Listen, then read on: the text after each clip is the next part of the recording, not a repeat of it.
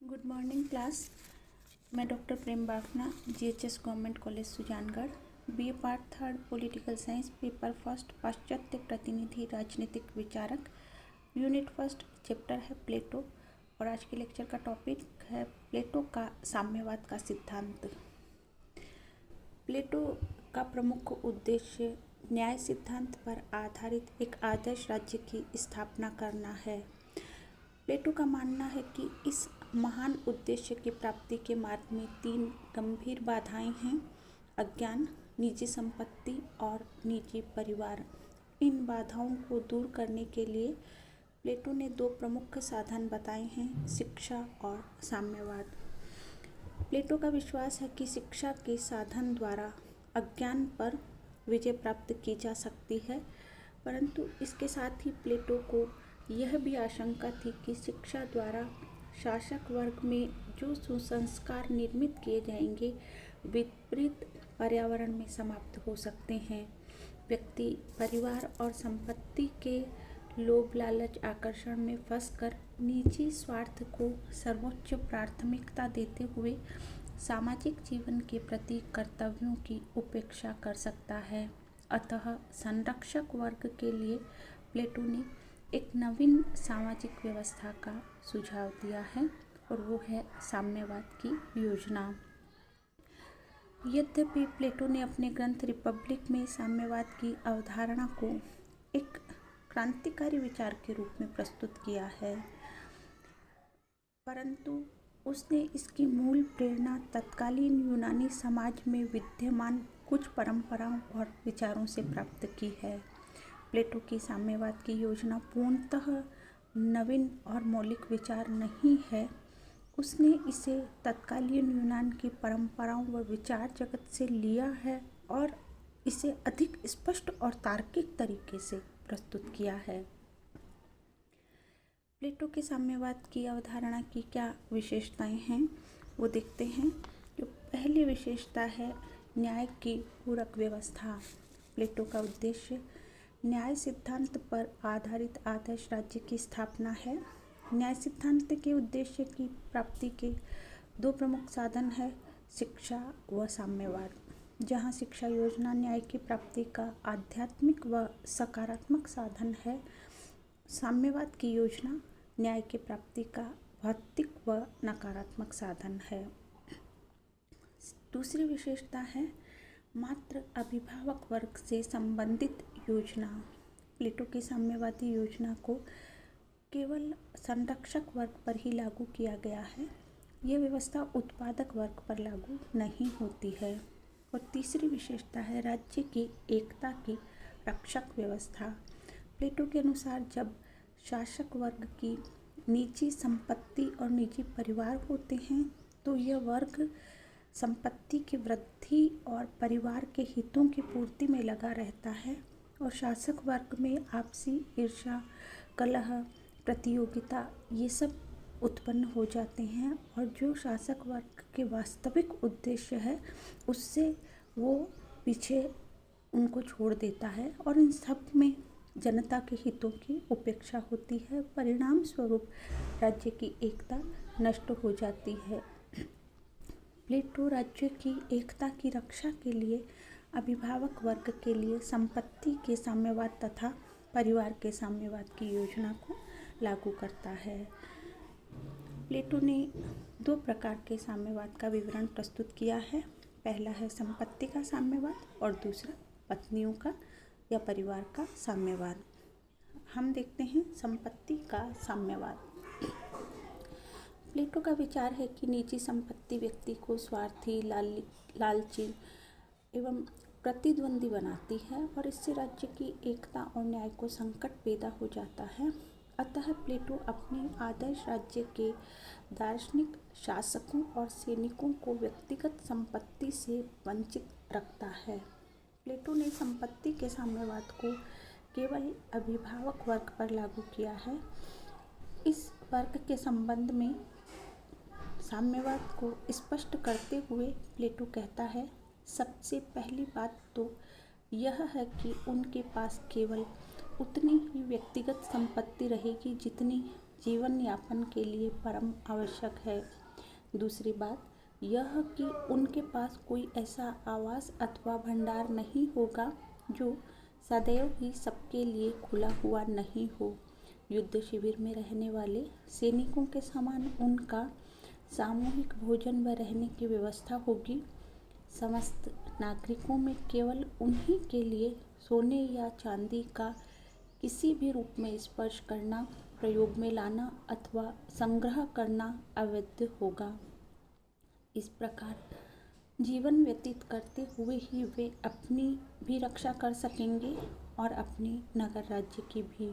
किंतु जब कभी भी वे अपने लिए निजी भूमि, घर तथा धन की व्यवस्था कर लेंगे, तब उनके जीवन के समस्त दिन बाहरी विदेशी शत्रुओं की तुलना में आंतरिक शत्रुओं के भय से पीड़ित होने में ही गुजरेंगे और इस तरह अंत में वे अपने तथा अपने राष्ट्र के पूर्ण नाश का मार्ग अपनाएंगे।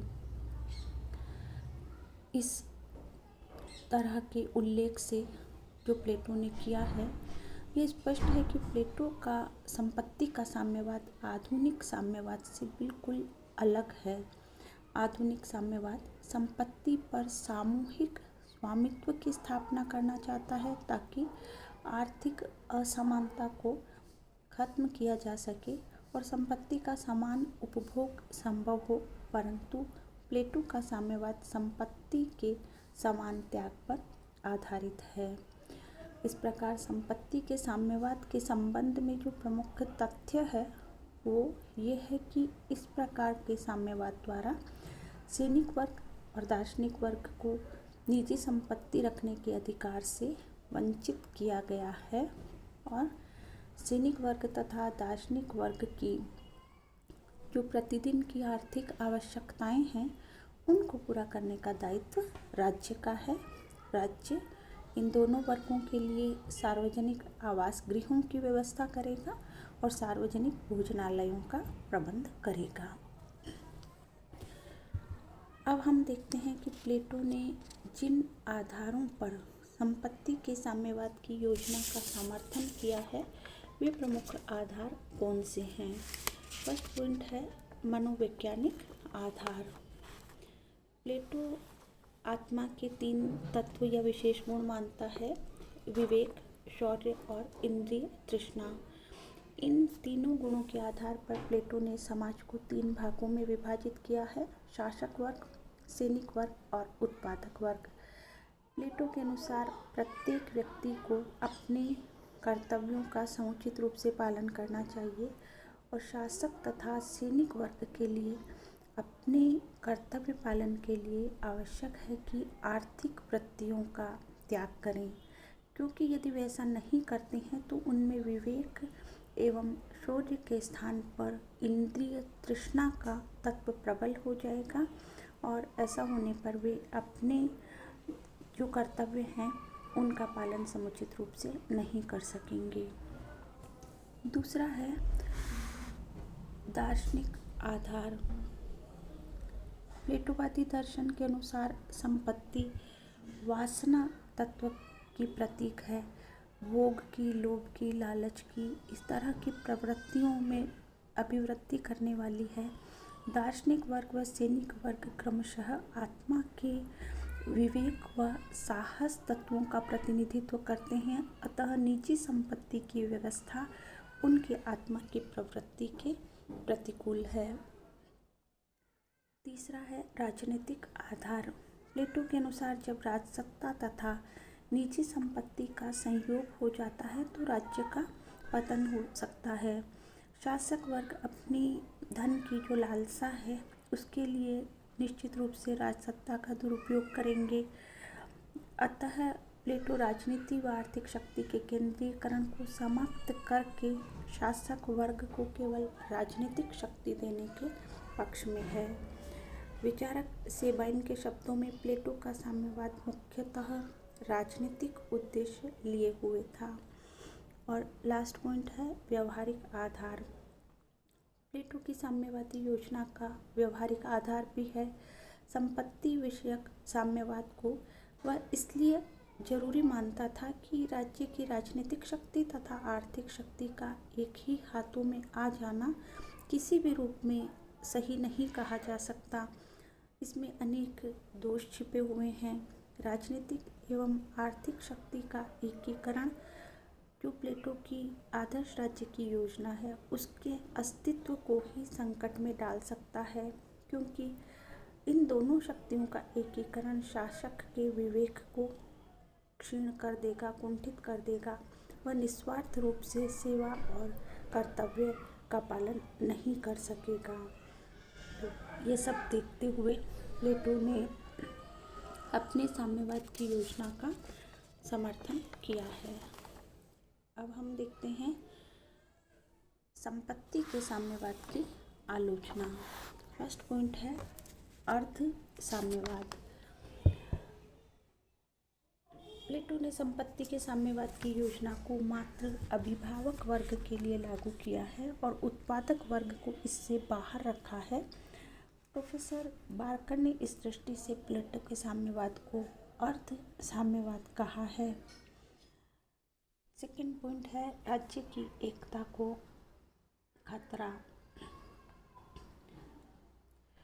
प्लेटो की संपत्ति के साम्यवादी योजना राज्य में एक और संपत्तिहीन अभिभावक वर्ग का निर्माण करती है और दूसरी ओर संपत्तिवान उत्पादक वर्ग का।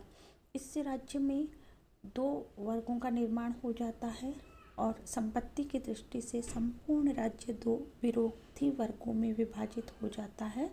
तो ये राज्य की एकता के लिए खतरा उत्पन्न करने वाली स्थिति है। थर्ड पॉइंट है सद्गुणों का विकास में बाधक। निजी संपत्ति की व्यवस्था व्यक्ति में अनेक सद्गुणों का विकास करती है, जैसे दान की प्रवृत्ति, दया, परोपकार, आतिथ्य की भावना। ये सब उसमें सद्गुण होते हैं, विकसित होते हैं। परंतु प्लेटो ने निजी संपत्ति की संस्था में मात्र अवगुणों पर ही अपना ध्यान दिया है, तो उसका विचार एक पक्षीय है। अगला पॉइंट है समाज के विकास में बाधक। निजी संपत्ति की संस्था व्यक्ति में प्रतियोगिता की भावना पैदा करती है और उसे आगे बढ़ने की प्रेरणा देती है। इससे संपूर्ण समाज का विकास होता है। परंतु प्लेटो ने अभिभावक वर्ग को संपत्ति से वंचित करके उसे आर्थिक विषयों के प्रति उदासीन बना दिया है। मानव प्रकृति और स्वभाव के विपरीत ये जो व्यवस्था है वो मानवीय स्वभाव के अनुकूल नहीं कही जा सकती। युगों युगों से निजी संपत्ति मानव व्यक्तित्व की अभिव्यक्ति और उसके सामाजिक स्तर का चिन्ह रही है। इसलिए निजी संपत्ति से समाज के एक बहुत बड़े भाग को वंचित करना मानव प्रकृति की उपेक्षा करना है। इससे मानवीय व्यक्तित्व के विकास की जो प्रगति है वही अवरुद्ध हो जाएगी। नेक्स्ट पॉइंट है संपत्ति की समस्याएं सुलझाने में शासक वर्ग असमर्थ। आलोचकों का कहना है कि दार्शनिक शासक वर्ग संपत्तिहीन वर्ग है और उससे संपत्ति संबंधी जो जटिल समस्याएं हैं उसका पर्याप्त ज्ञान प्राप्त नहीं हो सकेगा। इस स्थिति में दार्शनिक शासक वर्ग राज्य एवं उत्पादक वर्ग की संपत्ति संबंधी समस्याओं को सुलझाने में समर्थ नहीं होगा। और लास्ट पॉइंट है तपस्यात्मक। संपत्ति के साम्यवाद की योजना सार्वजनिक हित के नाम पर अभिभावक वर्ग को संपत्ति से वंचित कर देती है और उसकी संपत्ति संबंधी जो इच्छाएं हैं, आकांक्षाएं हैं, स्वतंत्रता है, उन सब का भी अंत कर देती है और उसे तपस्वी जैसा जीवन जीने के लिए मजबूर करती है। इससे इस वर्ग में नीरसता, काम के प्रति उदासीनता, इस तरह के भाव भी पैदा हो सकते हैं और यह योजना सार्वजनिक हित के नाम पर अभिभावक वर्ग का बलिदान करती है। प्लेटो की संपत्ति के साम्यवाद की ये जो आलोचनाएं हैं ये अरस्तु और अन्य विद्वानों के द्वारा की गई है। अरस्तु इन बिंदुओं के अलावा एक और दृष्टि से भी इस योजना की आलोचना करता है। अरस्तु का विचार है कि आदर्श राज्य की स्थापना के लिए शिक्षा तो उचित साधन है, परंतु साम्यवाद नहीं। निजी संपत्ति से उत्पन्न लोभ, लालच, स्वार्थ, ये सब दोष आध्यात्मिक प्रकृति के हैं और उनका इलाज साम्यवाद की भौतिक व्यवस्था नहीं हो सकता। ये मानसिक प्रवृत्तियां हैं, तो इन दोषों का जो समाधान है वो साम्यवाद की व्यवस्था के द्वारा नहीं हो सकता। अरस्तु के अनुसार प्लेटो का साम्यवाद आध्यात्मिक बीमारियों का भौतिक इलाज प्रस्तुत करता है। अब हम निष्कर्ष रूप में यदि कहें तो प्लेटो का साम्यवाद अपनी प्रकृति से नकारात्मक प्रतीत होता है। साम्यवादी व्यवस्था का उद्देश्य अभिभावक वर्ग के नैतिक विकास के मार्ग की बाधाओं को दूर करना है। प्लेटो का यह तर्क उचित है कि अच्छे शासन के लिए, आदर्श शासन के लिए ये जरूरी है कि राजनीतिक शक्ति और आर्थिक शक्ति का पृथक्करण किया जाए, परंतु परंपरागत नैतिकता, संस्कृति तथा मानव मनोविज्ञान की दृष्टि से यह व्यवहारिक नहीं कहा जा सकता। आज के लिए इतना ही। अगले लेक्चर में हम परिवार या स्त्रियों के साम्यवाद पर चर्चा करेंगे। इसी के साथ धन्यवाद।